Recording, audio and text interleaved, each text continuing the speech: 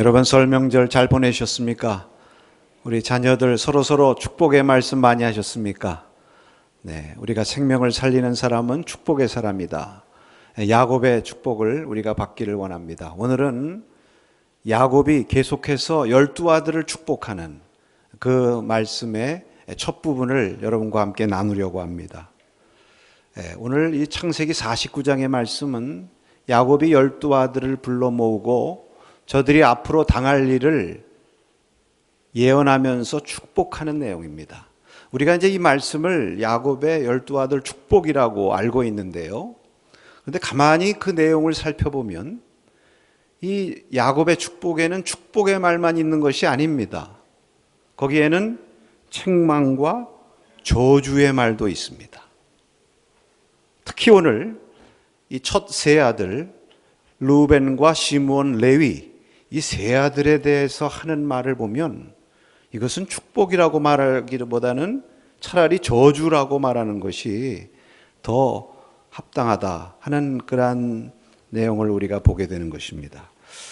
여러분, 이것을 우리가 어떻게 받아들여야 될까요? 그런데 여러분 가만히 생각해 보면 당연히 아버지로서는 자녀들에게 다 좋은 말만 해주고 싶겠죠. 그러나 이것은 아버지로서 말하는 것이 아니라 하나님의 감동을 받아서 저들에게 하나님의 말씀을 대언하는 겁니다.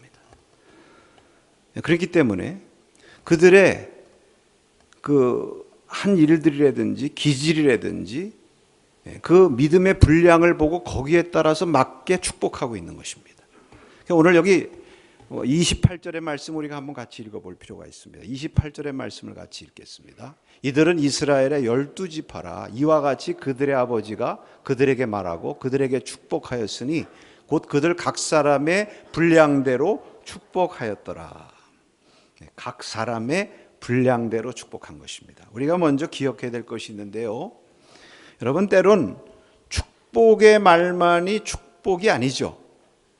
때로는 책망과 또 저주스러운 말과 같은 말이라도 그것이 자녀들에게 축복이 될 수가 있는 것입니다. 성경에 그런 말씀이 많이 있죠. 따라하십시다. 마침내 복을 받게 하려 하심이라. 네, 이게 하나님의 뜻이거든요. 마침내 복을 받게 하시는 거. 여러분, 예를 들면 자녀들이 잘못 길을 간다. 근데 내 자식이라고 그냥 위하고만 싶어가지고 잘한다. 그러면요, 8살 때 자그마한 도둑질로 시작해서 그걸 잘한다 그대로 두면 나중에 성인이 돼서는 살인범 되는 거 아니에요. 그러니까 여러분, 자녀의 믿음의 분량대로 우리가 말하는 것이 진정한 축복이죠. 우리가 아무리 축복을 빌어도 하나님께서 축복을 해 주셔야 저가 복을 받게 되는 줄로 믿습니다. 그러니까 하나님께서 복을 받을 만한 자식이 되도록 말하는 것이 진정한 축복 아니겠습니까? 저주라는 것도 마찬가지죠. 이 저주의 동기가 중요한 거죠. 정말 저주받으라고 자식을 향해서 이 저주받을 놈만 하는 놈이 그렇게 말씀하는 부모가 누가 있겠어요? 사실은 그 중심은 무엇입니까? 또 다른 모습의 사랑 아니겠습니까?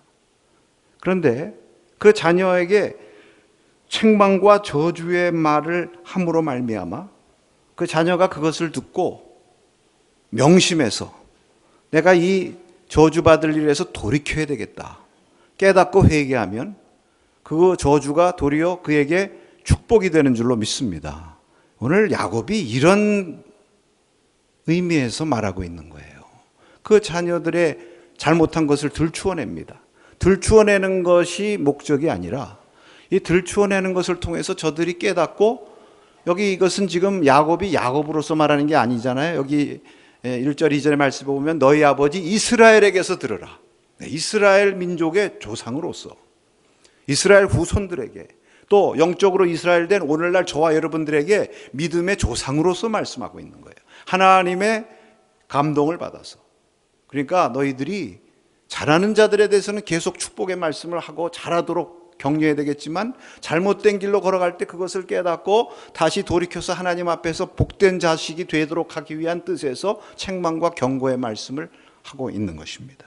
그래서 우리가 꼭 듣기 좋은 말만 전하고 듣기 좋은 말만 듣는다고 해서 그게 축복이 아니죠. 때로는 책망과 저주의 말이라도 우리가 들을 수 있어야 되고 또 우리가 전할 수 있어야 됩니다. 그것이 특별히 하나님의 말씀이라면 믿습니까? 그래서 성경에 보면요, 복과 화에 대한 말씀이 다 나옵니다. 왜 그래요? 인간이 두 모습이 다 있는 거예요. 하나님의 백성도 마찬가지인 것입니다. 강점이 있고 약점이 있고 바른 길로 가기를 원하는 성향이 있고 잘못된 길로 가기를 원하는 성향이 있습니다. 그래서 대개는 잘하기보다는 우리 육신의 본성이 죄에 자꾸 오염이 되기 때문에 잘못된 길로 가고자 하는 그러한 성향이 있기 때문에 잘하는 것은 칭찬하고 격려해야 되지만 잘못하는 것에 대해서는 덮어두고 그래 잘했다 하는 것이 아니라 책망을 해서라도 돌이켜 마침내 복을 받게 하시려는 것이 하나님의 뜻인 줄로 믿습니다. 수요일 날 예언서의 말씀을 우리가 공부하는데요, 참 예언서 말씀을 읽고 이 말씀을 전하는 것이 전하는 저 입장에서도 참 어떨 때는 힘듭니다. 왜? 대개의 말씀은 책망하고 심판받을 것이다, 저주받을 것이다, 끌려갈 것이다, 망할 것이다, 이런 얘기가 많거든요. 그렇다고 그것을 그럼 전하지 말아야 되는가? 왜? 하나님께서 이것을 귀에 들리게 하시기를 원하시는 거예요. 왜? 저들이 지금 잘못된 길로 가고 있으니까.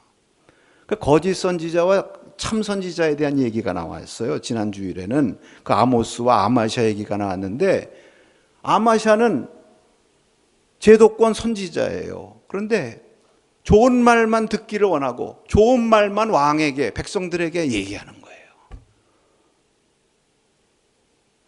그래서 이 나라가 지금 번영하고 있다, 잘 되고 있다, 앞길에 어려운 일 안 생길 테니까 마음 편안하게 가져라, 이런 얘기를 하는데, 아모스는 하나님께서 말씀하시라고 그랬으니까 이 하나님 말씀을 내가 전할 수밖에 없다고 하면서 하나님의 심판의 말씀을 전하는 거예요. 저들을 막 책망하고 지도층들을 막 책망하고. 그러니까 아마샤가 아모스를 박해하기 시작합니다.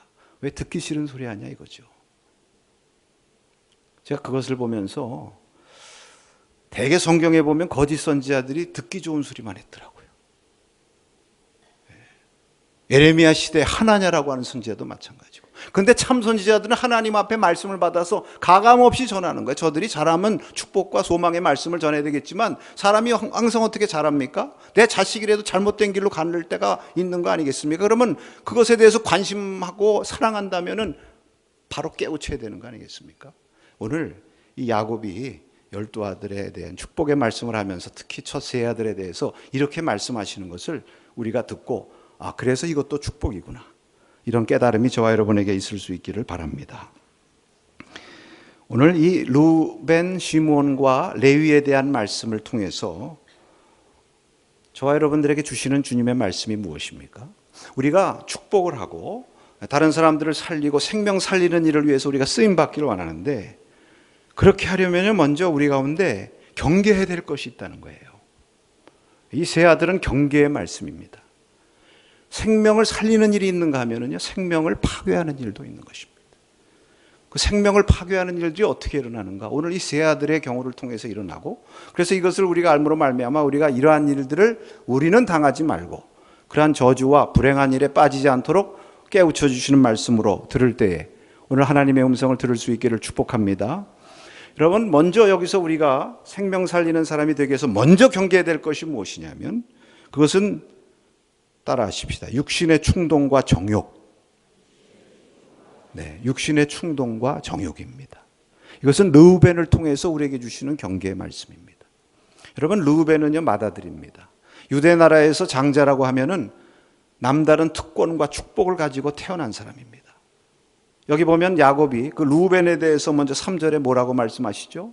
이는 내 장자요, 내 능력이요, 내 기력의 시작이라, 위풍이 월등하고 권능이 탁월하다마는. 내 능력이라고 그래요. 정말 아버지의 능력을 그대로 받은 사람이 장자예요. 그래서 아버지를 대신해서 가족을 대표할 권리가 있고요. 또 유산을 받을 때도 다른 형제들보다 2배를 더 받는 권리가 있고요. 또 실제로 이 르우벤은 위풍, 다른 말로 기품이라고도 말할 수 있어요. 기품이라든지 또 힘에 있어서 나름대로 탁월한 그러한 축복을 받고 태어난 사람이. 실제로 그가 처음에는 이 장자의 힘이 있었어요. 예를 들면 형들이 요셉을 죽이려고 할 때에 누가 나섰습니까? 르우벤이 나서요. 야, 우리가 동생 죽일 필요 있느냐? 저기 우물이 있으니까 저기다가 집어넣어 버리자. 근데 사실은 성경에 보니까 나중에 다시 건져서 몰래 건져서 아버지에게 돌려보내려고 그랬다. 이런 때만 봐도요, 이 르우벤이 이 장자로서 위풍과 힘을 아직 가지고 있는 거예요. 그런데 여기 말씀해 보면 탁월하다마는, 계속 탁월해야 되는데 탁월하다마는 이 탁월함의 열매를 맺지 못했어요. 장자로서 탁월할 수 있는 축복을 받았는데 그 축복을 지키지 못하고 그만 약점에 걸려 넘어진 것입니다. 네. 그래서 그 축복의 물줄기가 흘러오지를 못하고 끊어졌어요. 그 왜 그렇게 됐느냐? 여기 보니까 계속해서 4절에 보니까 4절 말씀 한번 같이 읽어볼까요? 물의 끓음 같았은즉 너는 탁월하지 못하리니 내가 아버지의 침상에 올라 더럽혔음이로다. 그가 내 침상에 올랐었도다. 물의 끓음 같은 기질을 갖고 있는 거예요. 여러분, 물이 막 끓는 거, 이거 우리 사람에게 대입하면 어떻게 이해할 수 있을까요? 충동적이라는 거죠. 이게 막 정욕이 끓어오르면 절제할 줄 모른다는 거예요. 그래가지고 이 르우벤이 이 막 충동에 휩싸여가지고 말입니다, 이 정욕을 제어하지 못하고 어떻게 했습니까? 아버지의 침상에 올라갔어요. 거기 올라가면 안 되는데. 이게 무슨 얘기입니까? 여러분, 이게 야곱의 첩 가운데 빌하라고 있지 않습니까? 그러니까 이 르우벤에게는 서모 아닙니까? 그 서모와 동침했다고 성경에 나와요. 정욕을 이기지 못한 거예요. 그러니까 한 번의 실수로 이 탁월함을 잃어버려서 너는 더 이상 탁월하지 않으리라. 탁월함의 축복을 받고 났지만 그것을 잃어버린 것입니다. 여러분, 이 실제적인 이 결과가 어떻게 나오느냐면요, 창세기 42장에 보면 흥미로운 얘기가 있습니다. 이제 야곱의 아들들이 애굽으로 양식 구하러 두 번째 갈 때에 아버지에게 베냐민 데리고 가야 됩니다. 애굽 총리가 막내아우 데리고 오지 않으면 음식 못 얻는다, 너희들 살지 못한다, 그렇게 얘기했습니다. 처음에 이걸 해결하기 위해서 누가 나섭니까? 르우벤이 나서요. 르우벤이 아버지를 설득하는 거예요. 뭐라고까지 하면 설득합니까? 내 두 아들 목숨을 담보하면서까지 내가 아버지께 약속합니다. 반드시 베냐민을 데리고 다시 올 테니까 데리고 가게 해주십시오. 근데 아버지가 듣지 않아요. 받아들이면 들어야 되거든요. 근데 얼마 있다 누가 나섭니까? 유다가 나서요. 똑같이 얘기합니다. 내 목숨 담보로 해서 이 베냐민 꼭 데리고 올 테니까 베냐민 같이 내려가게 해주십시오. 그때 아버지가 들어요. 그러니까 여러분, 지금 이 장자의 탁월함이 르우벤에게서 누구에게로 옮겨진 겁니까? 유다에게로 옮겨진 거예요. 이게 르우벤이 이것을 잃어버린 것입니다. 왜? 그 충동적인 정욕의 대가를 치르고 있는 거예요. 성경에 이와 비슷한 인물이 누구냐면 삼손입니다. 여러분, 삼손의 부모가 얼마나 경건해요? 마노아. 하나님 앞에 기도하면서 한나처럼 기도해서 받은 아들이 삼손이고요. 그래서 태어날 때부터 하나님의 특별한 은총을 받고 또 나시린으로 구별되고 남들이 갖지 못한 놀라운 힘을 가진 사람이 삼손이고, 이 삼손을 통해서 블레셋으로부터 이스라엘을 구원하시고자 하는 귀한 사명까지 받고 태어난 사람이 삼손입니다. 그런데 이 삼손에게 결정적인 약점이 있었죠. 그게 무엇입니까? 정욕을 이기지 못해요. 여자를 너무 좋아해요. 그것도 블레셋 이방 여인들. 그 나중에 거기 계속 들락날락 하다가 들릴라를 만나가지고 그 사랑에 빠져가지고 말입니다, 이 머리칼에 삭도 대지 말라고 그러는 하나님의 명령 어기고 그 비밀을 얘기해 줘가지고 힘을 잃어버리고 거룩함도 잃어버리고 대적들의 노예가 돼가지고 눈 뽑히고 맷돌 돌리고, 이 얼마나 비참한 운명에 처하게 되었습니까? 하루아침에 탁월함에서 나락으로 떨어진 거죠, 여러분. 물론 마지막에 하나님 앞에 회개하고 부르짖어서 다시 블레셋 물리치고 쓰임받지만 결국은 비참한 최후 아니겠습니까? 근데 이제 이와 대조되는 사람이 누구냐면 우리가 계속 살펴본 요셉 아닙니까? 요셉도 똑같이 정욕이 있어요. 충동되는 마음이 왜 없겠습니까? 그런데 보디발의 아내가 유혹했을 때 하나님 앞에서 내가 어떻게 득주하려 하면서 끊어버리죠. 그것을 절제한 것입니다. 그래서 하나님과 사람 앞에서 탁월하게 되는 축복받은 줄로 믿습니다.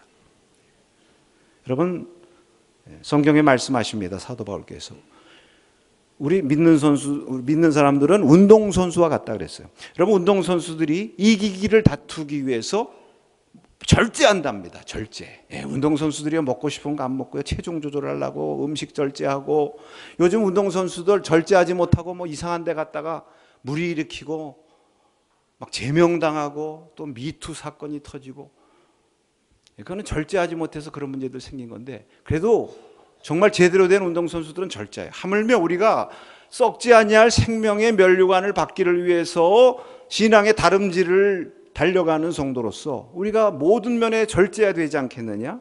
그러면서 먼저 자신에 대해서 말씀하시죠. 나 자신부터 내가 날마다 나를 쳐서 복종시킨다. 왜? 내가 복음 전파한 다음에 도리어 버림받으면 안 된다. 나도 그러한 정욕에 언제든지 노출될 수 있는 사람이다. 이런 얘기죠. 우리가 생명을 살리고 정말 하나님의 축복을 이어받을 수 있는 성도가 되려면 제일 먼저 여기 르우벤을 통해서 주시는 교훈, 이 충동과 정욕, 이것을 어떻게 절제하고 다스릴 줄 아는가.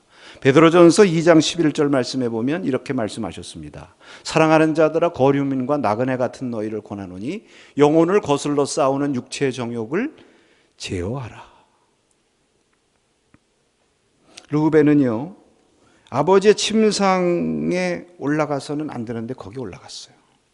여러분, 위험한 자리, 정욕의 자리는 거들떠보지도 말아야 될 줄로 믿습니다. 플라톤의 제자 가운데 토로콜로스라고 하는 제자가 있었다고 합니다. 이 젊은이는 바닷가 근처에 집이 있었대요. 그래서 바닷가에 나가서 늘 배를 띄우고 물놀이라는 것을 즐겼다고 합니다. 어느 날 바닷가에 가서 배를 타고 물놀이를 하다가 그만 큰 풍랑을 만나가지고 죽을 뻔했는데 구사일생으로 살아 돌아왔어요. 그 집에 들어가자마자 무엇을 했느냐? 바닷가 쪽으로 향해 있는 모든 창문에 나무를 갖다가 못질을 해가지고 다 박아버렸어요. 얼마 있다가 친구가 와서 보고, 아니 왜 이렇게 창문에다가 다 못질을 했느냐고 그랬더니, 내가 저 바다 창문을 향해서 바다를 보고 다시 나가서 물놀이를 하고 싶은 마음이 생길까 봐 아주 거기다 못질을 했다. 우리 믿는 성도들에게 이러한 결단이 있습니까?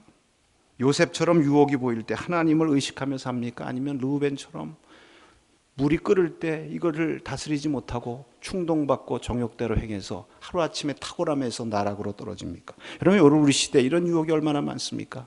요즘 뭐 세상에 미투니 무슨 성폭력이니 이게 왜 이런 일들이 생길까? 정욕을 부추기는 일들이 많아요. 컴퓨터가 좋긴 한데 컴퓨터를 통해서 이 아주 문란한 문화들이 들어오고 우리의 육신의 정욕을 막 충동질하는 것입니다. 뭐 드라마들 보면요, 요새 여러분 아침 드라마 보지 마시기 바랍니다. 아침 드라마가 대개 여성분들이 주로 앉아서 있어서 그런지 불륜 외도 이런 게 많대요. 그런 거 아니면 재미가 없대나요? 큰 문제입니다. 르우벤처럼 하루아침에 영적 장자의 축복을 잃어버리지 않고, 하나님께서 저와 여러분을 예수님의 보혈을 통해서 죄와 사망의 저주에서 건지시고 하나님의 영적 후사 장자로 만들어주셨는데, 이 축복을 가지고 끝까지 하나님 나라 가려면은 따라하십시다. 육신의 정욕을 제어하라. 혹시 내 속에 르우벤과 같은 기질이 있다고 생각되시면 더 많이 기도하시기 바랍니다. 하나님께서 성령을 따라 이 정욕을 다스리게 해주시옵소서. 우리가 아까 찬송 불렀죠? 육체의 정욕을 이길 힘은 보혈의 능력. 아멘. 보혈의 능력밖에 없는 줄로 믿습니다. 주님의 십자가 바라보고 십자가에 못 박으십시다. 아멘. 두 번째로요, 분노와 혈기의 문제입니다. 분노와 혈기.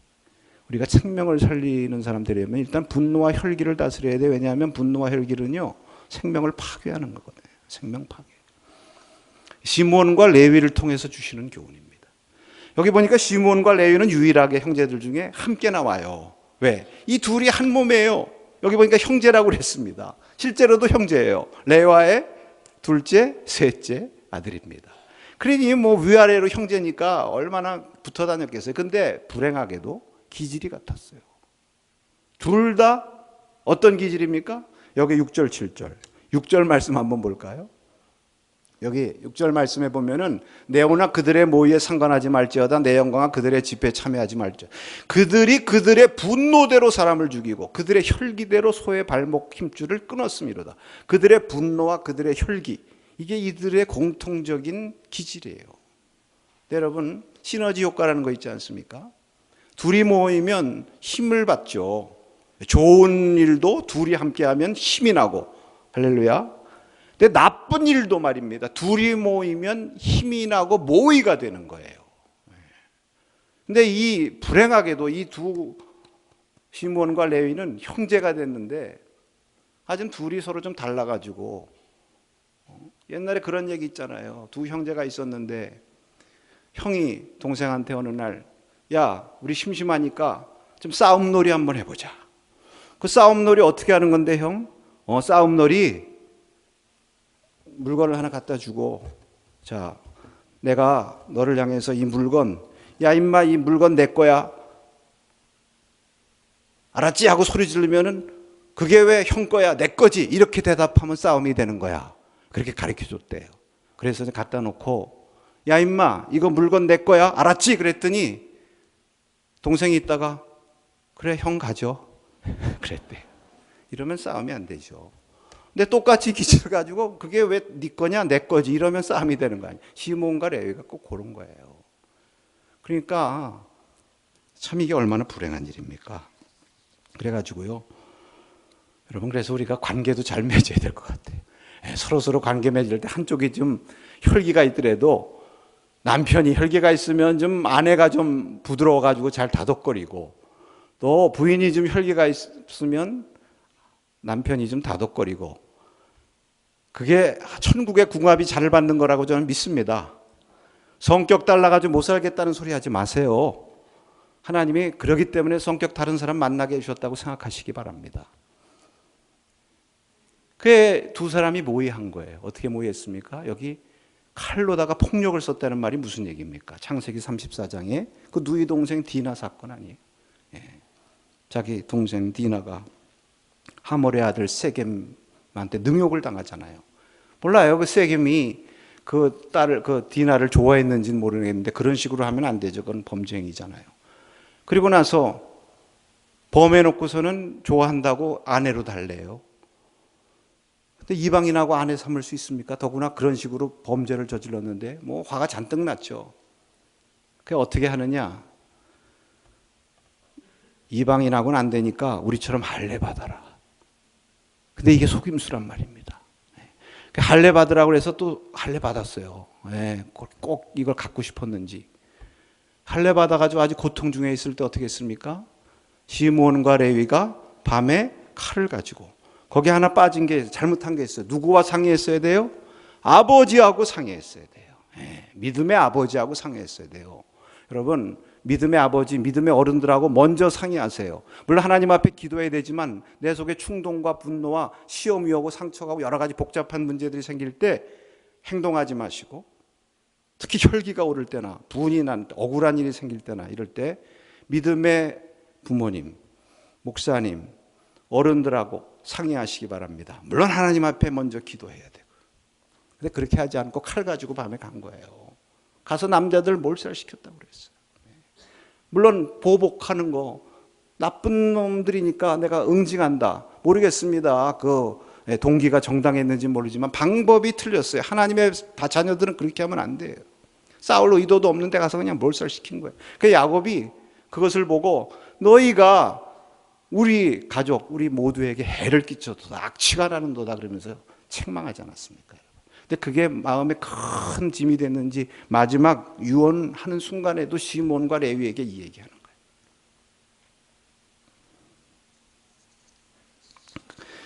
거예요.